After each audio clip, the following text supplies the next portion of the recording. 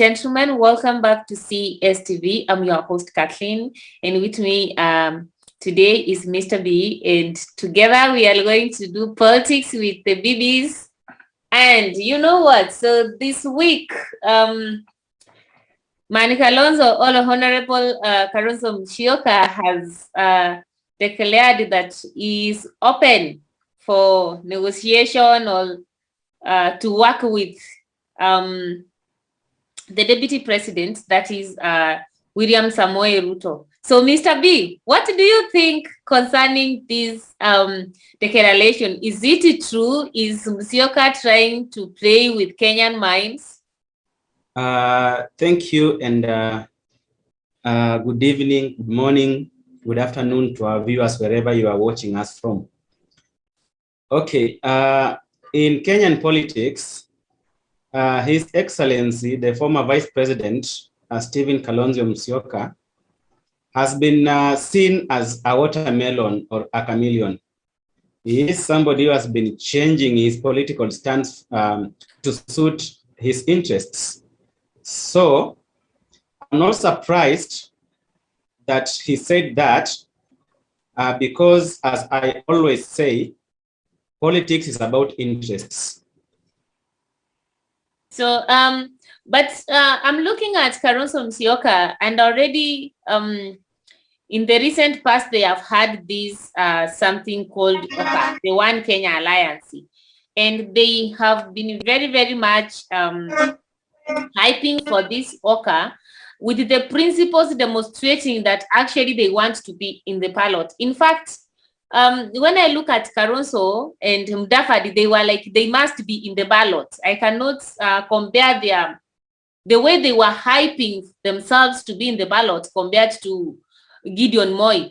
So when Kalonzo Musyoka says he's open for negotiation with Ruto, and we know that Ruto actually cannot take anything less than being the flag bearer of UDA. So is it like Kalonzo Musyoka is kind of giving up in his ambitions to become a president in this country, because he has always been a running mate or a vice president to the others? Okay, thank you so much. So there are two things. First of all, it's so unfortunate that at this time in our country, there are very many possible people who can run and be presidents. But in the current situation, we only have two horses, and every of these OKA principles know that that's the reality on the ground. There is either William Ruto or Raila Odinga. I tend to believe that with the fullness of time, these OKA principles will support either of them.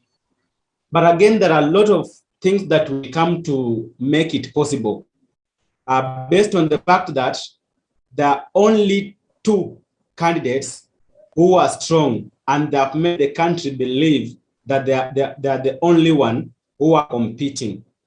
So when you see these OKA principles trying to say that they want to be presidents, imagine that they are in one coalition, and as you have said, two of them are saying that each of them will be the flag bearer. So, of course, you know, when you are in the same coalition, there's no way there can be two flag bearers. So that one tells you that there's something that is cooking.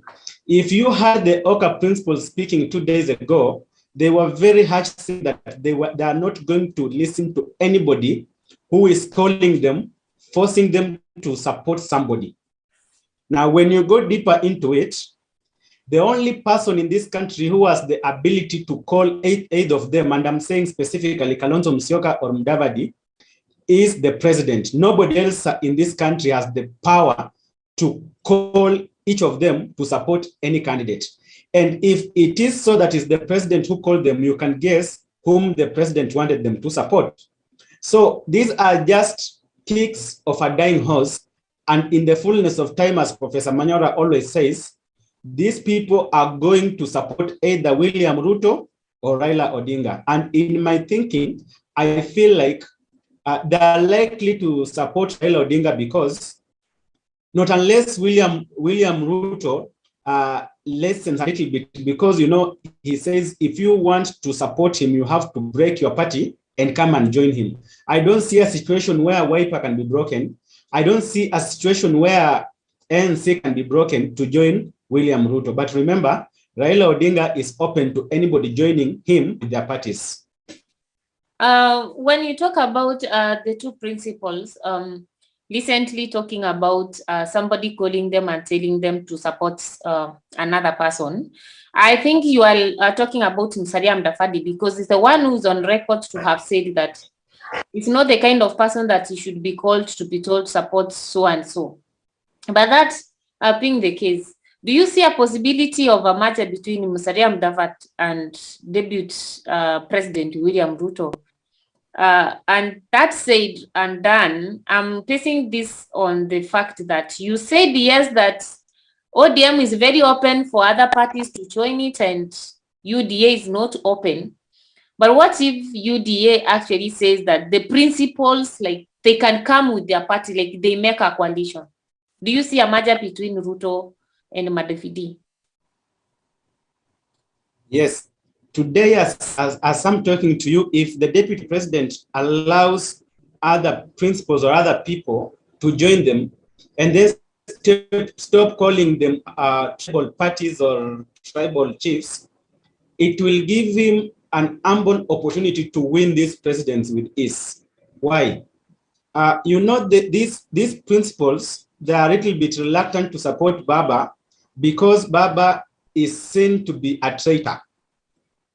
And more importantly, on the political front, you know, they came together and formed a coalition. And then in that coalition, that is the last election, it was Raila Odinga who was the flag bearer. So because of that tag of flag bearing, his party was able to earn a lot of political, a lot of members of parliament, which guaranteed him to earn money. But in that, they had agreed that they will share that money. Upon losing the election, the ODM party took all the money, and even the seats that were reserved for the minority parties, all of them went to ODM. So these principles in OKA are a little bit having a hard heart. They are very reluctant to support Baba. But remember, in politics, you play games of surviving. On one side, they hate Baba, but they can be comfortable there politically. On the other hand, there is William Ruto, whom they have no any political differences per se, but he's very strict. He says, if you want to join me, come and break your parties. I don't want anything like a political, tribal political party. So it is so complicated. Back to a question. If William Ruto allows political leaders to join them with their parties, he will win early in the morning, in my view. But there's something I want to bring to your attention. You know, William Ruto is a shrewd politician. He is somebody that you cannot just joke with. And for me, his relationship with Musalia Mudavadi to support him is not Musalia Mudavadi joining him, in my view. William Ruto is playing politics that will allow Musalia Mudavadi to be a presidential candidate. When Musalia Mudavadi will be a presidential candidate, where his support is usually in Western Kenya. And him and Raila will be sharing the Western Kenya votes. And that will give him an opportunity to reduce Raila Odinga's votes in the first round, so that when they go to the second round, now he can bring in Mudavadi to support him, maybe with an urge to defeat Baba. What if in that second round, Musalia decides to join Baba? Because Musalia has a record of working with Baba. The reason why we think that Musalia Mudavadi is likely to work with William Ruto is because the allies of Musalia Mudavadi, especially the Kakamega Senator Cleopas Malala, is seen behind the doors working closely with William Ruto. Although on the public he appears as if he's not working with William Ruto, but you can remember a few months ago, his personal assistant died, and he was seen in a bottom-up meeting where the deputy president met the Western leaders. So the personal assistant of Cleopas Malala was seen in that meeting before he died. So meaning that there is communication between ANC and UDA or William Ruto behind the doors. That's why we tend to think that Musalia Mudavadi is likely to support William Ruto. So can we then say that One Kenya Alliance is dead on arrival? In my view, OKA it doesn't exist. OKA is just there because each of the principals are having, let's say, pressure from their supporters and members of parliament, or maybe aspiring politicians in their parties. For example, let me give you an example. If Musalia Mudavadi declares that he wants to run for presidency, somebody like Cleopas Malala will be very strong because his party leader is vying as a president. So when he's vying in Western Kenya, where Musalia Mudavadi comes from, he's likely to win the governor seat. All the members of parliament on ANC are likely to win in Western because one of their own is running as the president. So this pressure is what is being mounted on these OKA leaders by these people to appear as if they want to run. But each one of them knows that this race is just between Raila Odinga and William Ruto. So the OKA is just there, information, but with the fullness of time, I think it will disintegrate. And I'm looking at Gideon Moi as one of the principals in OKA. And I'm looking at Gideon Moi in relation to how the current president was actually molded into politics and to be where he is today by Gideon Moi's father, that is Mse Moi, the late Mse Moi. In 2002, actually, when even not so many people wanted to support Uhuru, Moi still brought forward Uhuru Muigai Kenyatta to be the KANU presidential flag bearer, and they lost. And the year we see in 2013, but that bringing him out actually was a milestone to Kenyatta, because you see him in 2007 as the deputy prime minister and in 2013 as the president.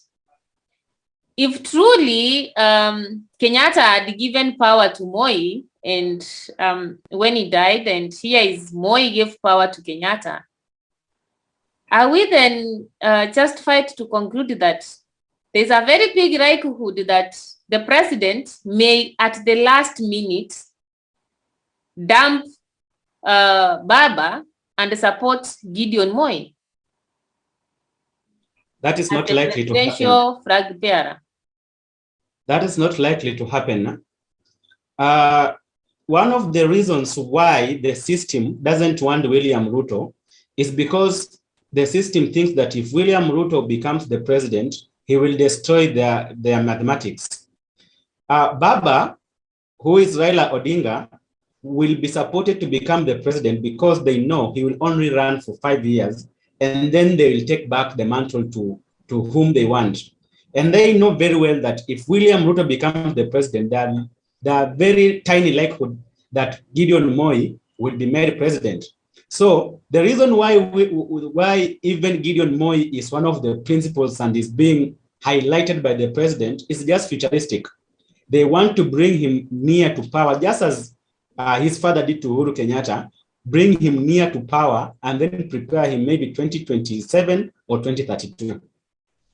So basically, Gideon Moi is not being prepared for 2022 presidential election, but for 2032 or 2027. And now you can understand why William Ruto is hated by the system and the president. Okay. Maybe on the last